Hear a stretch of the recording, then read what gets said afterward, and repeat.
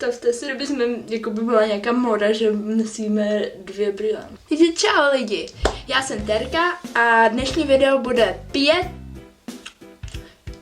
já umím počítat 5 typů jížděk v autě nebo prostě čímkoliv. Nezapomeňte si mě přidat tady na tom, abyste o mě víc věděli. Nezapomeňte odbírat, tom dejte like. No nic, tak jdeme do videa. Číslo 1. Ten typ, kdy jedete prostě s celou rodinou. Mámku, taťku, babičku, bráchu, séguru, medvídka, pejska, kočičku, zebru, žirafu, slona. Mějte prostě všechny. Vždycky to začne tak. Já sedím, že jo, tady, potom sedí můj mladší brácha a nejstarší brácha. Můj mladší brácha má prostě... Takže prostě začne to tak, že... Já se nudím!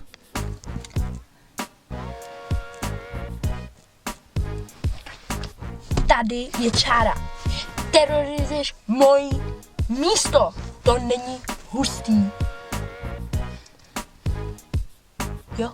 No a potom začne terorizovat moje území. A to není dobrá věc. Tady je čára. Přestaň, já tě zabiju. Ježišmarja, co to děláte? Čára. Potom se trošku pomlátíme. Stihněte!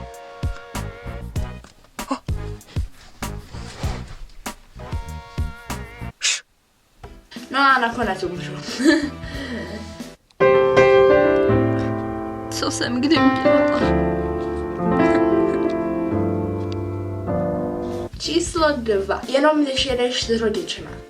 No to je teda jakoby asi lepší než s rodinou, ale je to hrůza. A prostě tam sedíš a teďka 2 rodiče se tam šuškají a je to takový, no.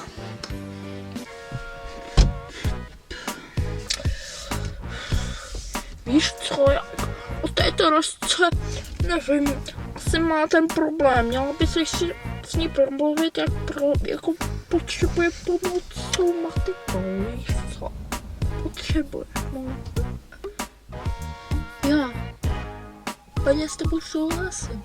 Si myslím, že by potřebovala normálně pomoc. Číslo 3.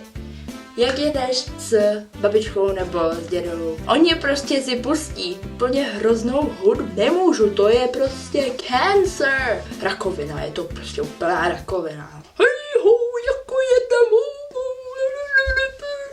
To prostě úplně z toho šílím. No a prostě když já si řeknu, dobře, tak já si vezmu sluchátka, abych mohla přestat poslouchat tuhle rakovinskou hudbu. Tak jo, můžeme jet.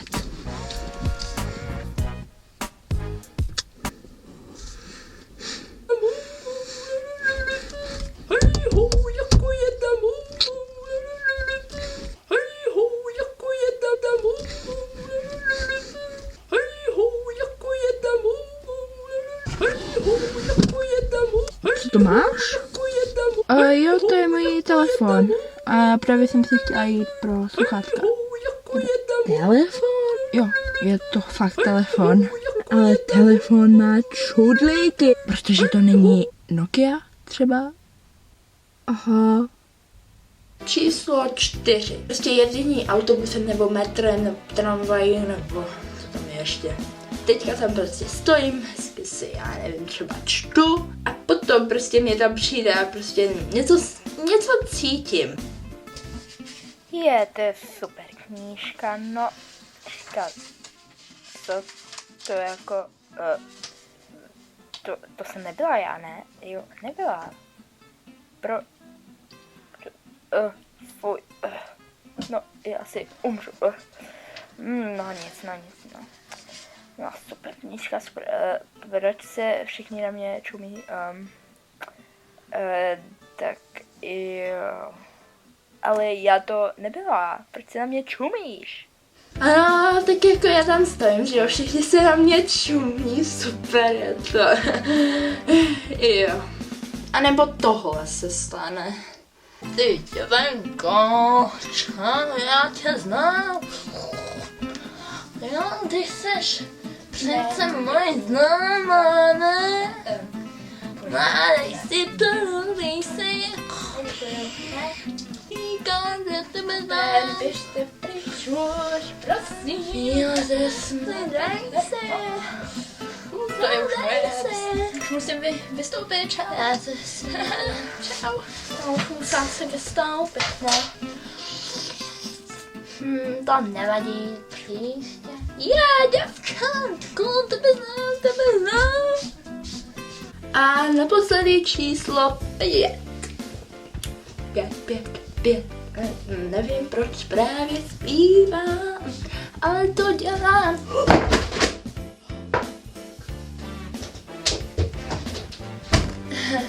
Knížky, víte co?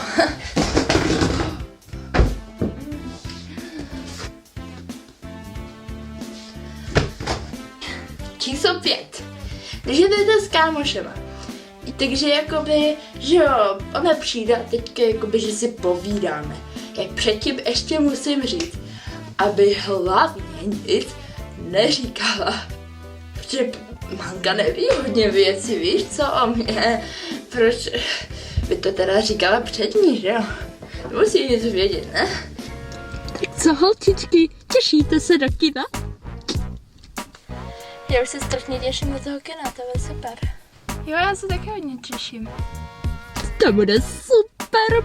Jo, super, to bude mami. Hele, Terko, pamatuješ, jakoby, já si pamatuju, co jsi to říkala o tom, jak jsi chtěla jít.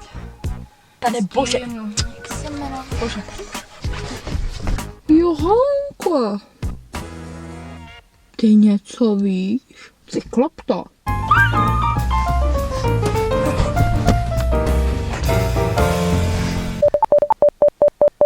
Jo, trošku se mi poradila. Nejradši bych jich asi zabila. No nic, tak to je asi konec. Lajkněte, jestli se vám líbí tyhle druhy videa. Do komentáří napište písničku, třeba dostanete shoutout, nevím proč tohle dělám, jako nějaká slepice.